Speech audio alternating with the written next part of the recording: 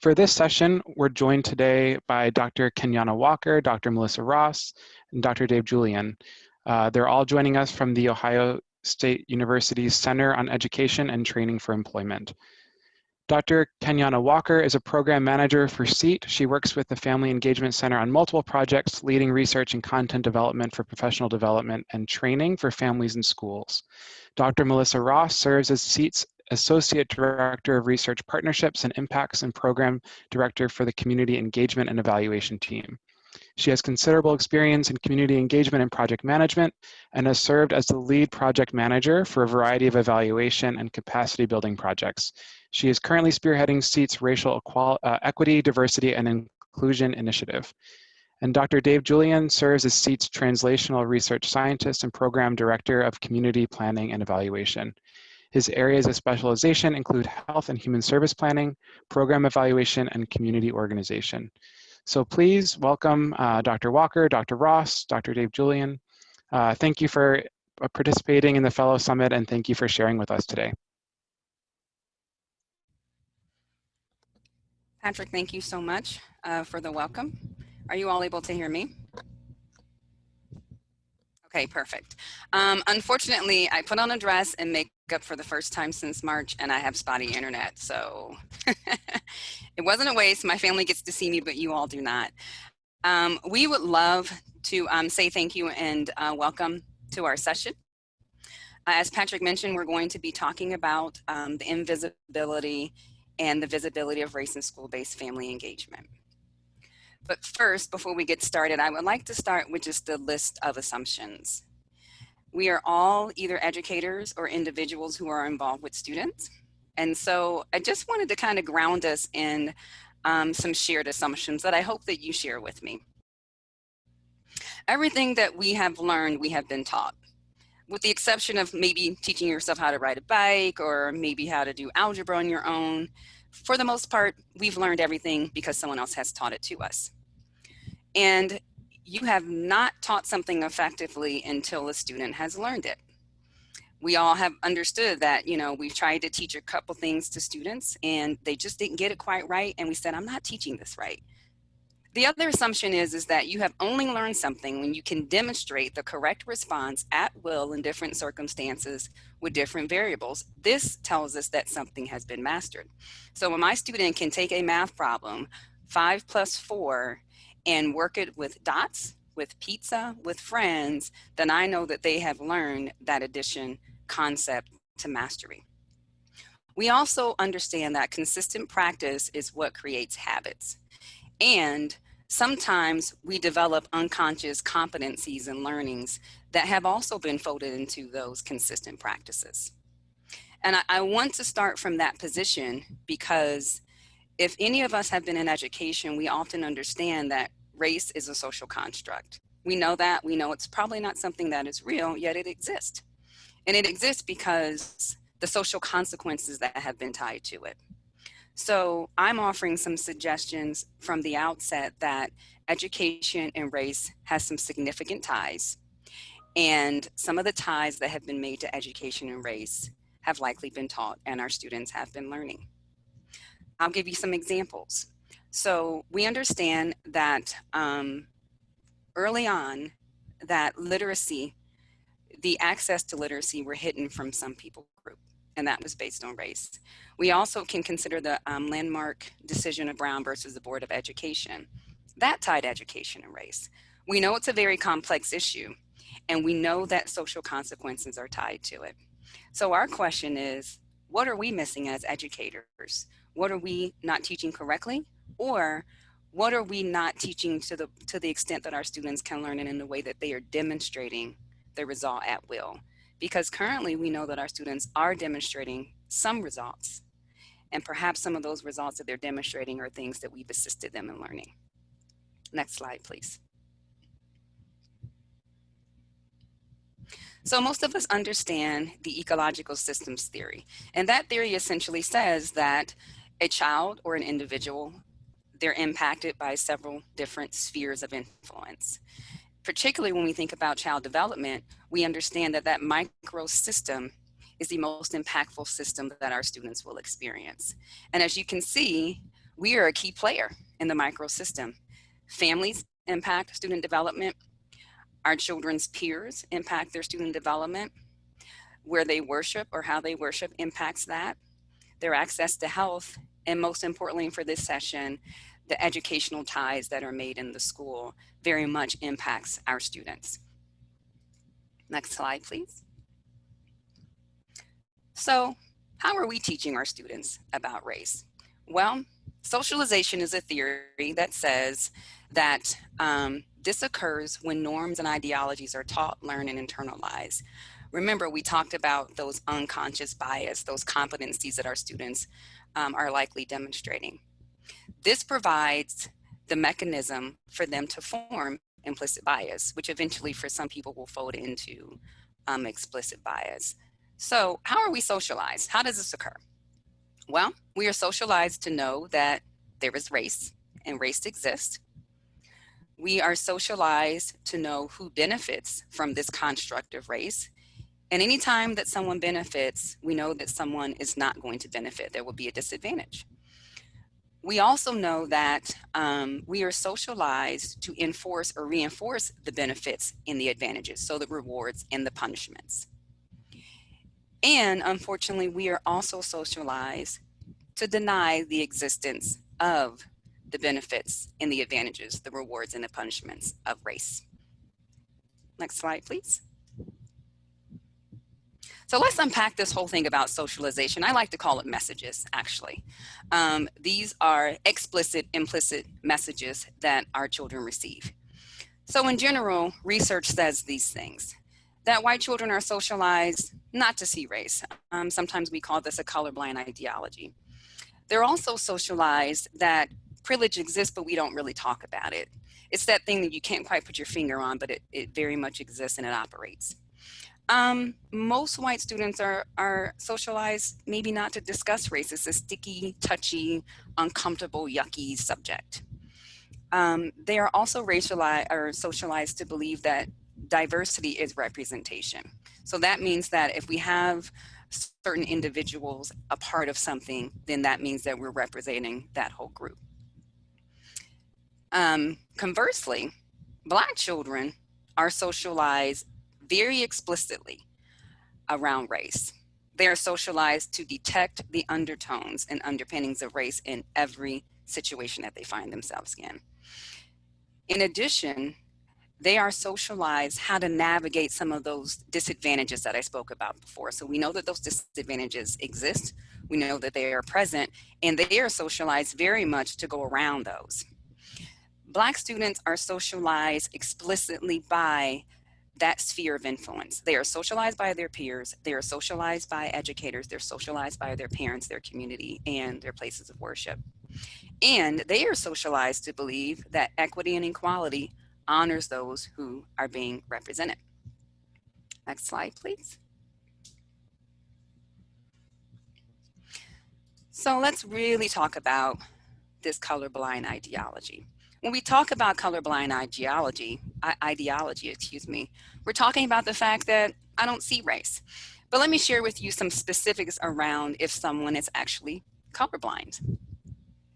If you are colorblind, you do not see a certain color, or you do not see any color, or you see certain colors, you have a preference to certain colors to the exclusion of other colors, or you exclude other colors. And what this means is that if a colorblind person only sees particular colors, those are the ones that they're drawn to. Those are the ones that those are elevated. When they don't see other colors, in a sense, those colors are depreciated. They're lower. They're not acknowledged. And this is what colorblind ideology does. It denies the role of race. It disregards the racialized experiences that some of our students have. It dishonors the impact of race. Remember, we talked about rewards and punishments. It also maintains the status quo. Now, how does it do that? Well, because it does not honor the role of race. It doesn't really accept the role of race. Sometimes we do this in unofficial racist policies. This might be policy that is aimed towards small things like hair. it could be towards other things, but essentially colorblind ideology allows us to not address it, not see it. But the reality is this: we see race, and we can see race and not be racist, and we can see race and we can address the impacts of race. Next slide, please. So, if you remember, I talked about the socialization of white students and Black students. I'd really like to unpack this whole notion of socialization. There is a strong theory that really explains the role of race and racial identity for African American students. Nigressen's theory was created by William Cross. It was right around in the 60s when the Black Power movement was kind of emerging. And what Dr. Cross saw was this emergence of African Americans moving into a place where they were beginning to really acknowledge and recognize themselves as being Black, but it was also very empowering for them. As he continued to articulate this theory, he found out that the development of a stable racial identity for African American students, people, individuals, has three key functions. It helps defend and protect them from psychological insults. It provides a sense of belonging and a social anchorage, but it also provides a foundation for them to engage in social transactions. Remember, I talked about students are socialized. And so when we think about Black students, we talked about all those things that they were socialized with. Racial identity assists Black students in doing these three things as they are being socialized by their church or their house of worship or their peers or educators and their parents. Next slide, please. So racial identity also ties very much into Black racial socialization. So this is a process that is undertaken generally during development with African American parents, where they share their belief and their experiences of kind of African American experience in the United States and other places. Parents are implicit in the way that they deliver these messages, and they are explicit. The same way that we are with our children, we say, do what I do and not as I say. Well, with racial socialization, both of those things are occurring. Parents are teaching their children with their actions about race, but they're also being very explicit. Some of those messages you all have heard where African Americans have to actually teach their children how to drive and how to engage when they are stopped by the police. These are socialization messages that our students are receiving. They're proactive and reactive. So sometimes, like I said, parents are, giving students tools and things because they said this is how the world is going to be. You need to be able to navigate around it.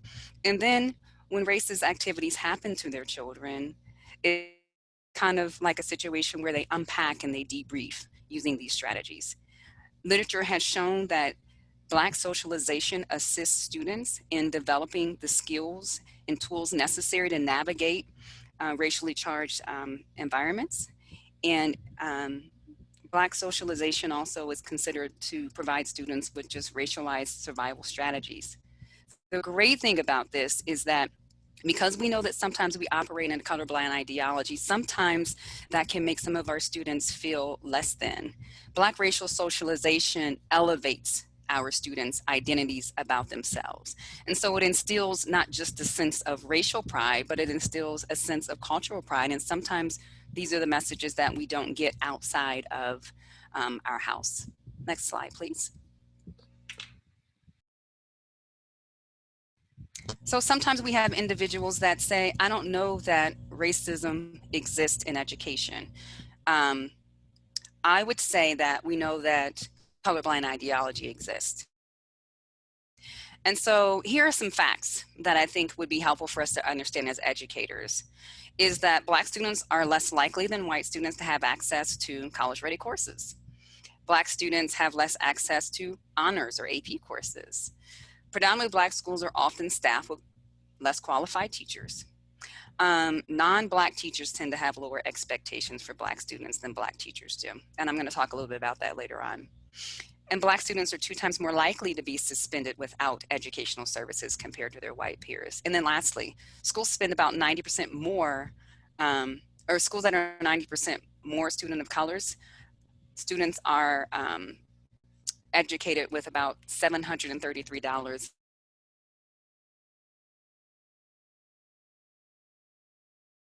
definition of racism. And what I would like you all to understand is that this is not an antiquated view of racism. And what I'm sharing with you is not something that is past, it's something that has been past and something that is current. Lassen Billings talked about something called educational debt. And she talked about it in the sense that it really deals with the impact of racism, the long-term impact of racism. And she suggested there are 4 debts that are owed to African American students in particular. Historically, they're owed a debt. Economically, they're owed a debt. Social politically, they're owed a debt. And morally, they're owed a debt. Because these are the conditions she suggests that creates the gaps that we often discuss when we talk about gaps in education. Next slide, please. How is racism reinforced or dismantled in the classroom? There is great literature around the fact that Black and brown students are often adultified by their teachers. In particular, Black girls as early as the age of 5. A research study found that teachers, in particular white teachers, perceive their Black female students to be highly sexualized. And then with our Black boys, terms like violent, inappropriate, dangerous, were labels that our Black boys are given fairly early while they are still developing. And then there's other reinforcements that, we may only have one Black student in the classroom, so they're going to always be the example if we're talking about slavery or if we're talking about racism. And then there's other ways where we make people feel that a Black student that is excelling in the classroom is an exception. So he's not quite like the rest of the black people that we know because he's a better Black person because he's really intelligent. Sometimes we reinforce the notion that students are flawed and that they come flawed. And so this is how we are reinforcing these things. The impacts that these have on our students are significant. There is something called code switching. It's a thing that African Americans engage in. These are not just students that African Americans engage in, where they're navigating around different structures and different things. And so you hear them talk differently when they're with their peers. You see them engage differently. Sometimes they have to do that in our classroom. Our Black females do something called shifting because our impacts are not only to our race, but also to our gender. And so our students are engaging in what I call psychological warfare sometimes when they're in our classrooms because of the pressure that is placed on them when we do not acknowledge and mitigate the impacts of race. Next slide, please. And so you're saying, how does this tie to family engagement? Well, when we think about our students, they're connected to our families. And so some of the impacts of engaging a colorblind ideology is there's a lower sense of belonging. If you know anything about academic research, you know that sense of belonging is tied to academic success. And what is sense of belonging? It's where a student feels like they are welcomed. It is when a family feels like they are welcome. Some families may feel physically present but excluded. This might be in our PTA, where we might have an African American parent there, but their voice is not really. This ends up making parents and students become very cautious about the way that they engage. And they oftentimes will feel segregated.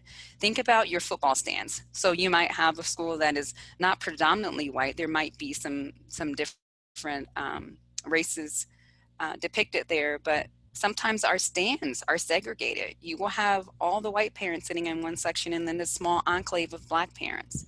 For our students in the classroom, sometimes they are censored by their peers during group. A teacher may not even pick up on this, but these are those small microaggressions that are happening. There might be lower expectations for them as a student than there would be for their white peers. In the classroom, they currently are having negative narratives reinforce that they are less than or less capable or not as intelligent. Students begin to feel isolated even in the midst of a school that is really trying to do really good work. This causes exhaustion and it causes our students to be very cautious.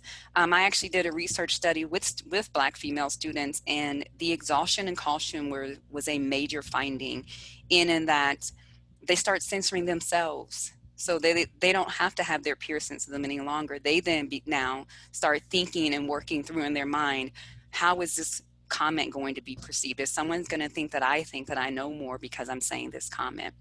And so these are the impacts. And the major thing in terms of family engagement is that we have students present, we have families present, but the reality is this is what they're experiencing. And you'll say, how do you know that, Kenyona?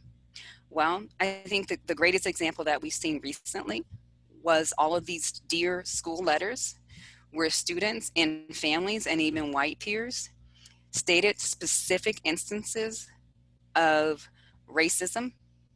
They stated specific instances that they felt where a classroom or a space in a school building was racially charged, and they themselves have begun to call this out.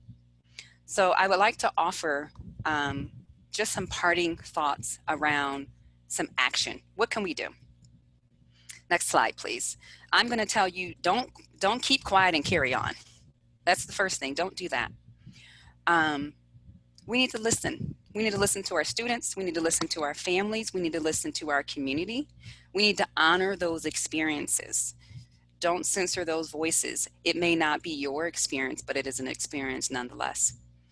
Learn about the things that they are sharing. Understand that. When we think about family engagement, we think about knowing the communities that we're trying to engage to. Have an open dialogue, have some conversation, talk. In the classroom, we have to be very mindful of what we are teaching explicitly and implicitly. So as you are listening and you're learning, you're talking, I would suggest that you are also taking in new information that would assist you in teaching your students the correct way to engage with each other, regardless of race. Remove the social consequences of race. Also make sure that you are transmitting and conveying the right messages about all of your students. Teachers have a responsibility to transform their environments. That is your level of influence. I was so excited when I heard that districts are moving to requiring social emotional learning. This is a good place where we can fold this stuff into practice, because inclusion and diversity should not be a month. It should not be an initiative. It should be an ongoing practice where we are teaching and reinforcing appropriate socializations. We need to fully engage all of our families because they're all unique.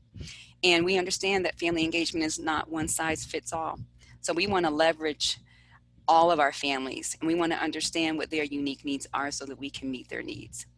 Dr. Ross is going to talk about kind of a systems approach to this rather than a classroom-based approach. Thank you, Kenyona. So I have the pleasure of spearheading our local seat racial justice initiative. We call it READY, which is Racial Equity, Diversity, and Inclusion. We're actively working to address these issues within our center as well as the folks that we work with.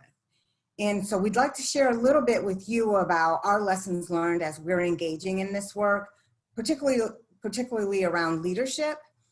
First, it's important to think about clear communication and explicit anti-racist expectations.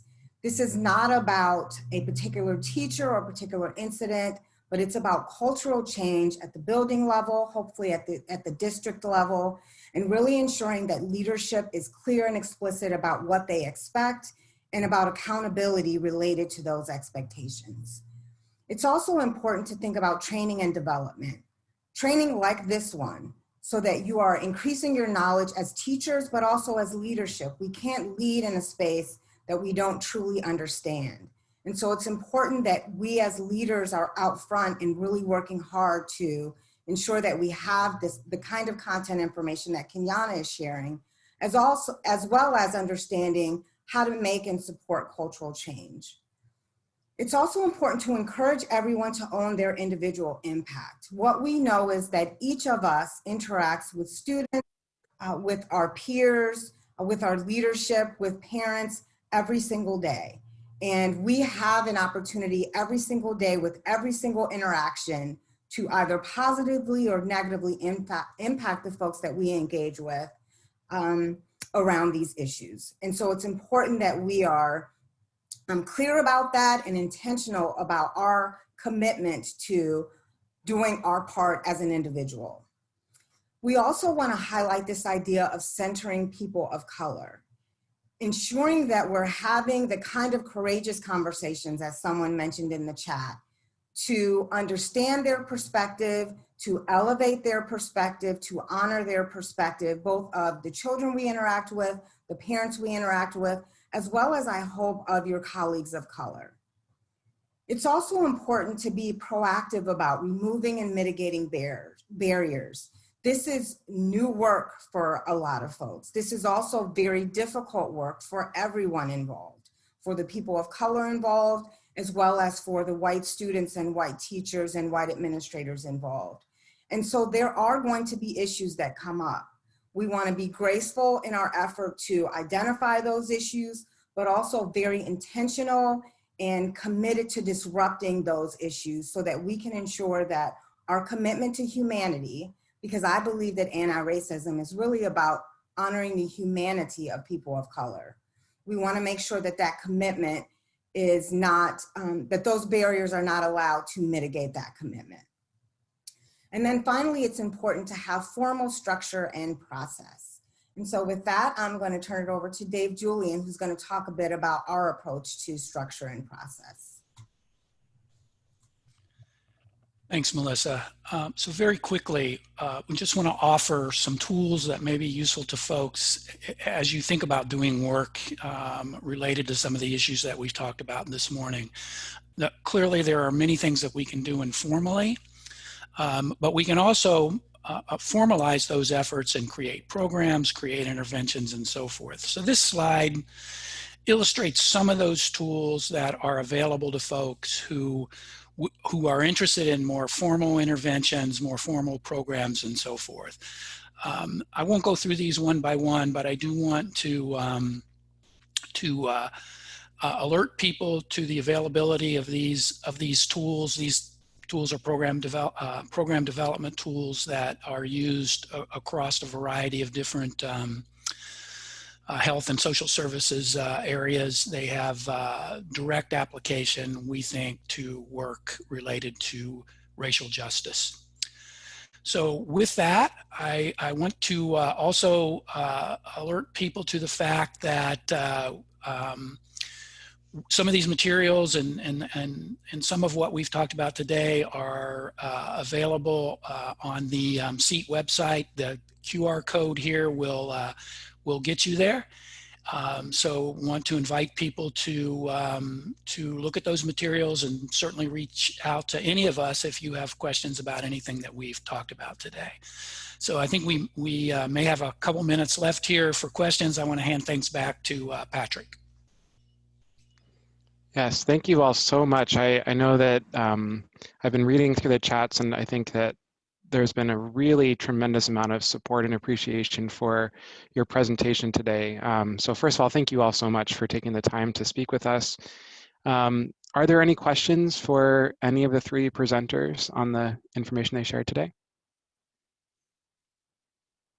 Feel free to post in the chat. I didn't receive anything during the presentation, but if anyone has any questions now, we do have a few minutes, and we can also run a little bit over time if needed, because the next sessions don't start until 1 o'clock.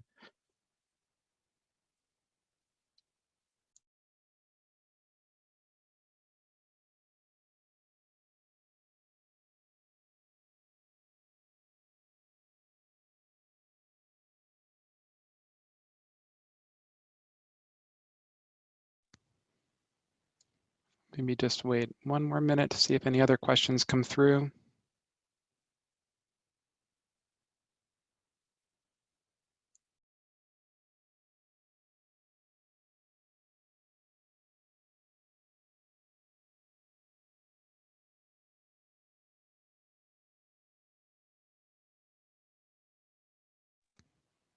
Okay, so there is a question that came through. It's, how do we get this conversation started if it is not top-down?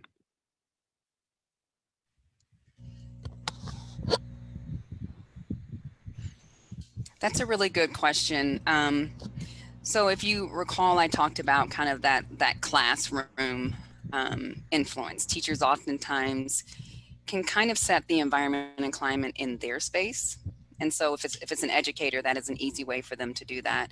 And what I did not share is there are several books that are very helpful in just kind of understanding the role of race as it relates to education. And I think the first way to get this conversation started is to be educated on it. I think someone asked a question about that as well. I don't know if most of you know, there's a book, long back in the day book called Savage Inequalities. It talked about kind of the funding structure and the way that schools are funded depending on the racial makeup of student bodies. There is one called Why Are All the Black Kids Sitting Together in the Cafeteria? It talks about Black students' experiences in the segregation that occurs in schools. Other People's Children was written by Lisa Delprit. That's a very good book that talks about educators' roles in educating students, but specifically being concerned about the experiences of Black students. And there's a host of other kind of books and resources that you can use just to understand this thing to start the conversation with other individuals.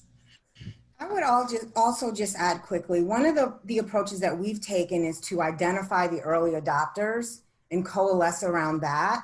So within our center, there are a core group of folks who have really leaned into this and are very engaged with maybe not necessarily knowing the content, but with the commitment to addressing these issues.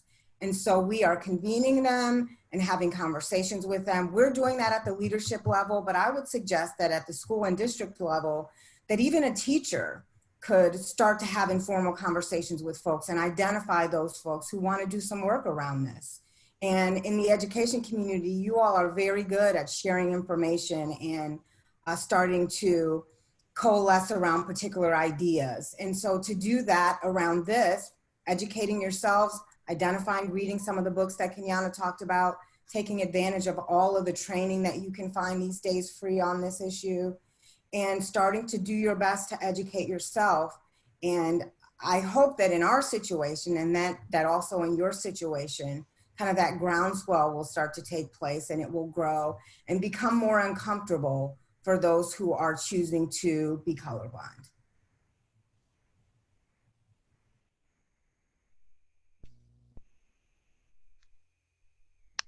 There's another question about sharing of resources from the presentation. Anyone have an answer for that question? These slides will be available or are available currently on the Statewide Family Engagement Center's website. I can also have them include some of the book resources that we also discussed as well, if people are interested in looking at those.